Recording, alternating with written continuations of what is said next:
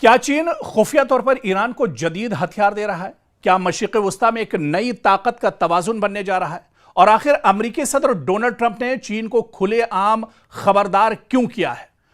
और अगर ये तमाम खबरें दुरुस्त हैं कि चीन ईरान के साथ है, तो फिर क्या अब पूरा मशरिक़ वस्ता एक तरह से नई कशीदगी की लपेट में आ रहा है? बल्कि अब एशियाई जो ममालिक हैं वो भी अब इस कशीदगी की लपेट में आ रहे हैं। अब यहां से आप देखिए कि इस जंग का दायरा बढ़ रहा है, क्योंकि अमेरिकी सदर डोनाल्ड ट्रंप ने कहा है कि अगर चीन ईरान को हथियार फराहम करता है तो इन्हें बहुत ज्यादा मायूसी होगी। ट्रंप का कहना है कि चीनी सदर शी जिनपिंग ने इन्हें जाती तौर पर यकीन दहानी कराई थी कि बीजिंग ईरान को असलाहा फराहम नहीं करेगा। लेकिन जो रिपोर्टें गश्त कर रही हैं, इससे पहले जो रिपोर्ट हमने बनाई और डिटेल में आपको बताया कि मैन पैड्स अब चीन ईरान को दरअसल देने वाला है और इस पर तकरीबन जो डील है वो भी ईरान के साथ हो चुकी है।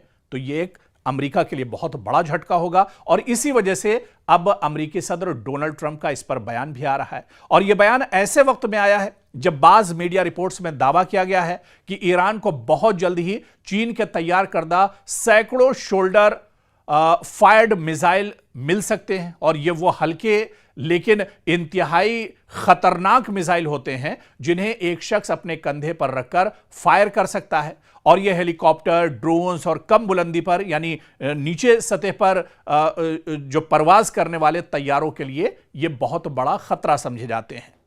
और अगर ईरान को वाकई इस नौयत के जदीद हथियार मिलते हैं तो इसकी दिफाई सलाहियत में नुमाया इजाफा होगा। ईरान कहीं ना कहीं एक तरह से मैदान में और मजबूत हो जाएगा और यही वजह है कि अमेरिका इस पूरे मामले पर गहरी नजर रखे हुए है।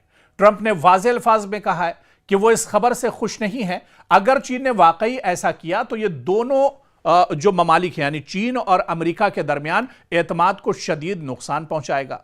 इनके मुताबिक शी जिनपिंग ने इन्हें यकीन दिलाया था कि चीन ईरान को असलाहा फराहम नहीं करेगा, इसलिए वो उम्मीद करते हैं कि ये रिपोर्ट्स दुरुस्त साबित नहीं होंगी। दूसरी तरफ चीन का मौकफ यह रहा है कि वो मशरिक़ वस्ता में कशीदगी कम करने का ख्वाहा है और तमाम फरीकों से मुज़ाकरात की हिमायत करता है। ताहम बीजिंग ने इन ताज़ा रिपोर्ट्स पर बाज़ाब्ता तौर पर कोई वाज़ेह तबसरा नहीं किया है। लेकिन इतना जरूर है कि यह मामला सिर्फ अमेरिका और चीन तक महदूद नहीं है। अगर ईरान को जदीद हथियार मिलते हैं तो इजराइल, खलीजी ममालिक और अमेरिका के लिए नई सिक्योरिटी तशवीश पैदा हो सकती है मशरिक़ वस्ता में।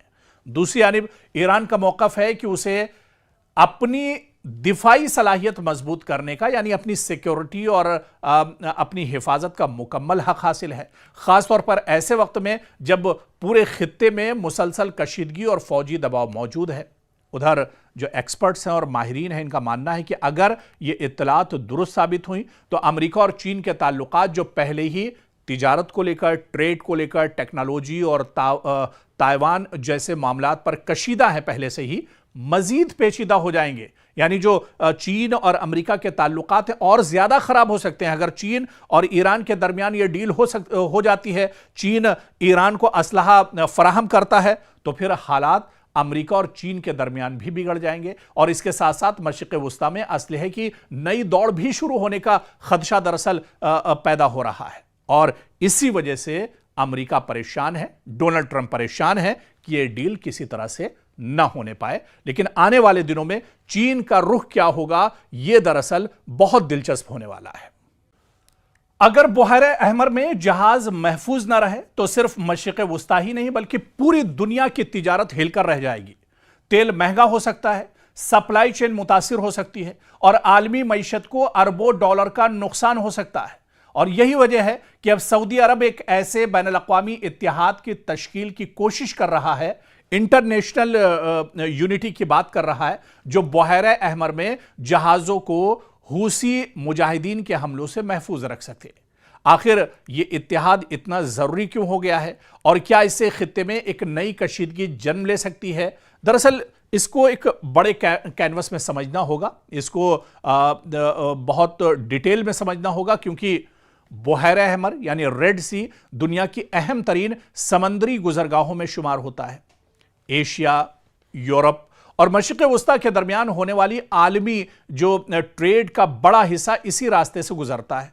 रोजाना लाखों बैरल तेल और बेशुमार तिजारती सामान इसी समंदरी रास्ते से दुनिया भर तक पहुंचता है।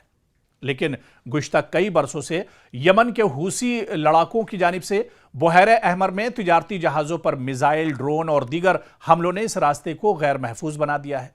हूसियों का कहना है कि वो गजा जंग के तनाजुर में इजराइल या इससे वाबस्ता जहाज़ों को निशाना बनाता है। ताहम इन हमलों की जद में कई दूसरे ममालिक के तिजारती जहाज़ भी आ चुके हैं। अब खबर यह है कि सऊदी अरब बुहैरे अहमर में जहाजरानी के तहफ़्फ़ुज़ के लिए एक बैनुल अक़वामी इत्तिहाद बनाने की कोशिश कर रहा है।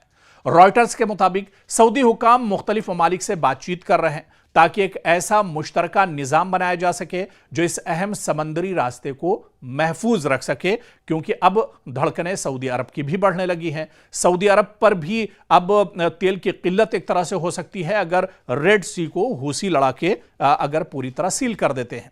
इस इत्तिहाद का मकसद सिर्फ फौजी कार्रवाई नहीं बल्कि मालूमात का तबादला भी होगा, मुश्तरका निगरानी, बहरी गश्त और जरूरत पड़ने पर हमलों का फौरी जवाब देना भी हो सकता है। सऊदी अरब के लिए यह मामला इसलिए भी अहम है क्योंकि बुहैरे अहमर यानी रेड सी के साहिल पर उसके बड़े तिजारती मंसूबे, बंदरगाहें और न्योम जैसे मेगा प्रोजेक्ट्स मौजूद हैं। अगर यह रास्ता गैर महफूज रहता है तो न सिर्फ सऊदी मैशत बल्कि आलमी तिजारत भी इससे एक तरह से मुतासिर हो सकती है। दूसरी जानिब ईरान की हिमायत याफ्ता हूसी तहरीक इस इत्तिहाद को अपने खिलाफ एक नई महाज आराई के तौर पर देख सकती है, जिससे खित्ते में कशीदगी मजीद बढ़ने का खदशा भी मौजूद है। सवाल यह भी है कि क्या इस मुजव्वजा इत्तिहाद में अमरीका, यूरोपीय ममालिक और खलीजी रियासतें जो हैं शामिल होंगी, या सऊदी अरब एक अलग इलाकाई सिक्योरिटी फ्रेमवर्क कायम करेगा। फिलहाल इस पर हतमी फैसला सामने नहीं आया, लेकिन सिफारती राब्ते तेजी से अब इस पर जारी हैं। और आप देखिए कि बुहैरे अहमर अब सिर्फ एक समंदरी रास्ता नहीं बल्कि एक आलमी मईशत, तवानाई की तरसील और मशरिक़ वस्ता की सियासत का मरकज बन चुका है। अगर सऊदी अरब वाकई एक मौसर बैनुल अक़वामी इत्तिहाद कायम करने में कामयाब हो जाता है तो जहाजरानी को तहफ़्फ़ुज़ मिल सकता है, लेकिन साथ ही खित्ते में ताकत के तवाज़ुन और ईरान हूसी महाज के साथ कशीदगी में भी इजाफा हो सकता है। अब आने वाले दिनों में यह पेशरफ्त मशरिक़ वस्ता की सियासत का एक अहम मोड़ साबित होगी और क्या सऊदी अरब का यह इत्तिहाद वाकई में मजबूत होगा, इसका असर दूसरे ममालिक पर पड़ेगा या दूसरे ममालिक सऊदी अरब के साथ जुड़ेंगे, आने वाले दिनों में यह देखना अहम होगा। बहुत दिलचस्प होगा कि क्या सऊदी अरब को इस बड़े इशू पर दूसरे ममालिक का साथ मिलता है या नहीं।